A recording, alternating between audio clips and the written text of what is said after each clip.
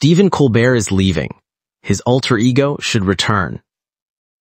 There's little doubt that Stephen Colbert will land on his feet after wrapping up his 11-year run on The Late Show next May. He's in a position to do whatever he'd like next, but if ever a time called for it, what the world needs now is Stephen Colbert. You remember him, the bombastic, self-important commentator and host of the Colbert Report on Comedy Central.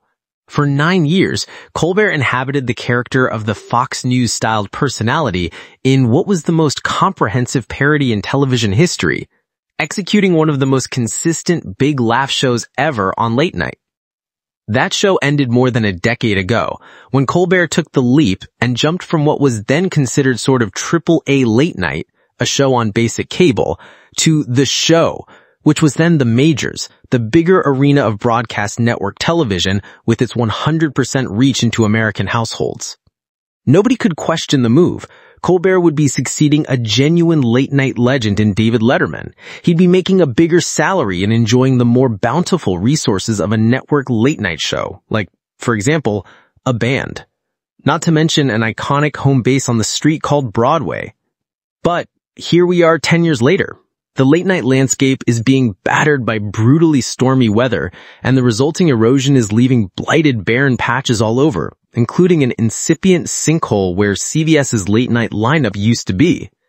That has occurred at least partly because the winds of political comedy have shifted, and Colbert's uncompromising opposition to the Trump administration has drawn fire from a White House unfettered by First Amendment concerns. Colbert has certainly delivered impassioned jokes in his nightly monologues, holding Trump and his retinue up to withering ridicule. It has not been unusual for a Colbert monologue to go on for 12 minutes or more with little else but zingers about Trump.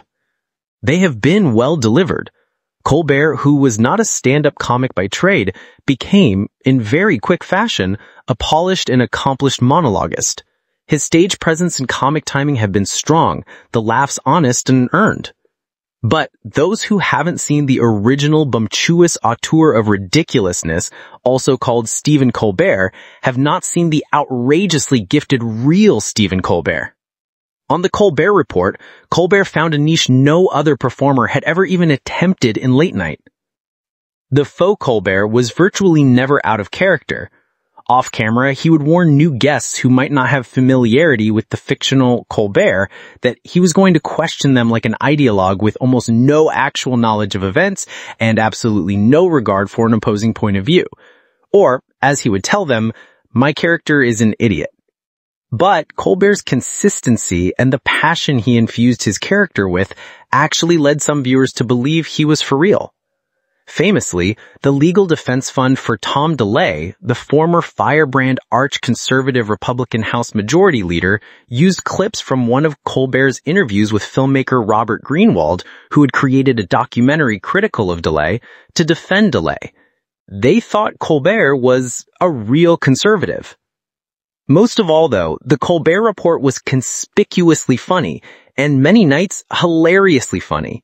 It was brilliantly written, a truly challenging task because it always had to assert views in a totally backwards manner. The only reason it worked is that the real Colbert was so deep into his character that he could do the jujitsu moves required to parody a Fox News host like Bill O'Reilly, with both devastating accuracy and delirious comedy. Colbert was so good at this act that it was initially truly difficult for him to launch a more conventional late-night talk show and be his true self. That ought to have been far easier than slipping into a costume of an utterly opposite-thinking human being every night. Colbert, as he has conceded, didn't do it smoothly. It took time for him to find his performing chops as the person he was born as. To his credit, he found the formula to settle into himself and perform at a high level. But it was a different thing. Joke-centric comedy as opposed to character-centric comedy. In a monologue, you joke about someone from the outside. With a satirical character, you joke about someone from the inside. And since the end of the Colbert Report, the comedy skewering has mostly been done from the outside. Saturday Night Live does character comedy and sketches. The Daily Show still has correspondents acting out nonsensical versions of political rhetoric. But the master hasn't been doing it. Would Colbert ever do it again? He had every right to be relieved to escape the creative leap of invading another man's psyche and living in there 4 times a week.